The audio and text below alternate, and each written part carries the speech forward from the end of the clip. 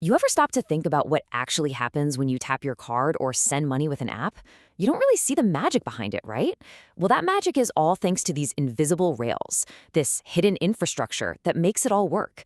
Today, we're going to pop the hood, using a company called Genio Pago as our guide and see how the future of finance is really being built.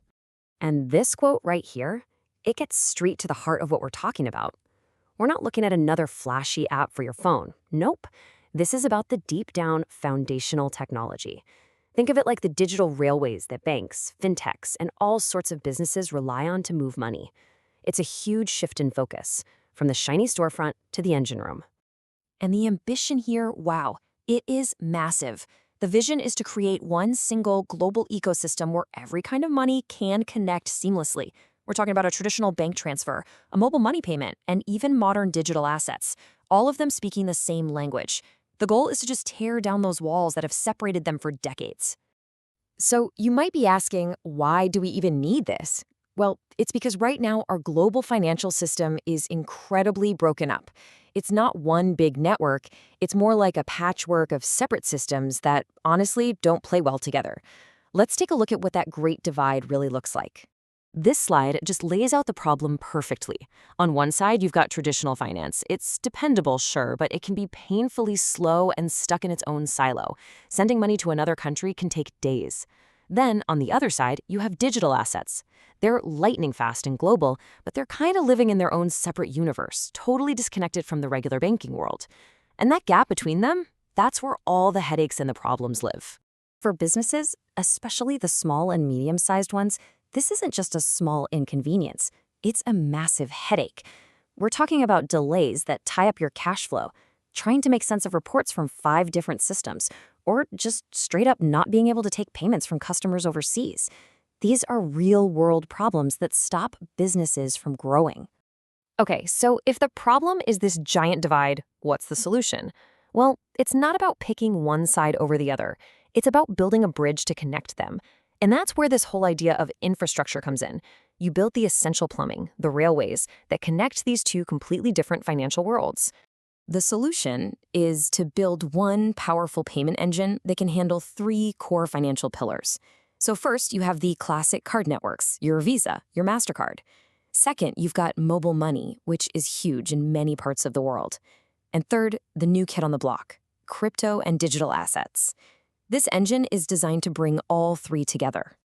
All right, let's zoom in on that third pillar, because honestly, that's where some of the coolest innovation is happening. We're going to focus on how crypto and digital assets are being used as a practical tool for finance, not just for speculation. And this right here, this is the most critical point to understand. The whole strategy is not about gambling on the price of crypto. It's about using the technology itself as a settlement rail, a super fast, super efficient global highway for moving money. Forget the hype, just think of it as another set of financial rails like a wire transfer, but on a global scale.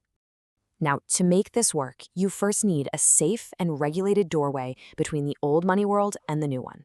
These are called fiat on and off ramps. An on-ramp lets a business easily change their dollars into a digital asset. An off-ramp lets them change it right back. These bridges are absolutely the first essential piece of the whole puzzle. Okay, so you've crossed the bridge, but everyone knows crypto prices can be a roller coaster, right? So how do you use it for payments? That's where stablecoins come in. These are digital currencies like USDT and USDC that are pegged to a stable asset, usually the US dollar. This just strips out all that crazy volatility, turning them into a really practical tool for fast and cheap payments. Now you're using stablecoins, which is great, but businesses need to know their money is secure. I mean, like Fort Knox level secure. That's where institutional custody comes in. We're talking about using serious hardware level security, things called hardware security modules, or HSMs. These are special purpose devices that protect the keys to the money in a way that's physically impossible to tamper with. That's what gives big institutions the confidence to get involved. So you put all those pieces together, the regulated ramps, the stable currency, the top-notch security, and you unlock what many believe is the killer app for this technology, cross-border settlement. By using digital assets as the rails, international payments that used to take days and cost a fortune can now happen in minutes, sometimes even seconds, for way, way less.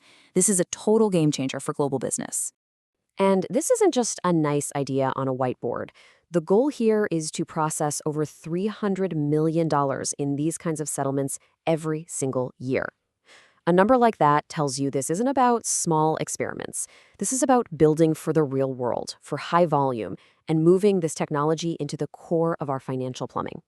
All right, so we've covered the what and the why. Now let's get into the fun part, the how. We're going to look at the technology that actually stitches all of these different financial worlds together. At the very heart of this whole system is something called a unified transaction switch. The best way to think about it is like an air traffic controller, but for payments. Its only job is to look at every single transaction that comes in and smartly route it down the right set of rails, whether that's mobile money, a credit card, or crypto. So let's actually follow a payment through this diagram. A customer payment comes in at the very top. The first thing the switch does is figure out what kind of payment it is. If it's mobile money, it goes left. If it's a card, it goes to the card network. And if it's crypto, it gets sent to the custodial wallet. But here is the most important part.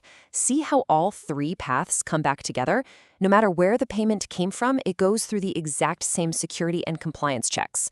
Then the ledger gets updated and settlement happens. It ensures everything is consistent and secure across every single rail. Now, that switch doesn't just operate in a vacuum. It's a really important piece of a much bigger system. So let's zoom out one last time and see the full blueprint of this whole multi-rail architecture. Okay, this diagram puts all the pieces together. Over on the far left, that's where it all starts, with customers and merchants. On the far right, that's the destination, the treasury and ledger where the money finally settles. Everything in the middle is the engine. Look at that top box, the rails layer. That's all the different payment types we talked about. They all feed into that central orchestration layer. This is where that switch works with the risk and compliance engine to make sure every single payment is safe and sound before it gets settled. It's a complete system, designed from the ground up to handle massive scale. So after all that, what's the big takeaway here? I think it's that while we're all busy looking at the latest apps on our screens, the real revolution might be happening one layer deeper, in the infrastructure that's quietly connecting everything together. And that's the bottom line. The future of finance probably isn't about traditional banks winning or crypto winning. It's about building these interoperable bridges that let them all work together. A unified infrastructure means everyone gets the best of both worlds, the stability of the old system and the incredible speed and efficiency of the new one.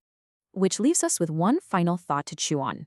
As our lives become more and more digital, maybe the most important innovations won't be the flashy things we see on our screens, but these invisible rails working silently in the background. Is that where the real future of finance is being built? It's definitely something to think about.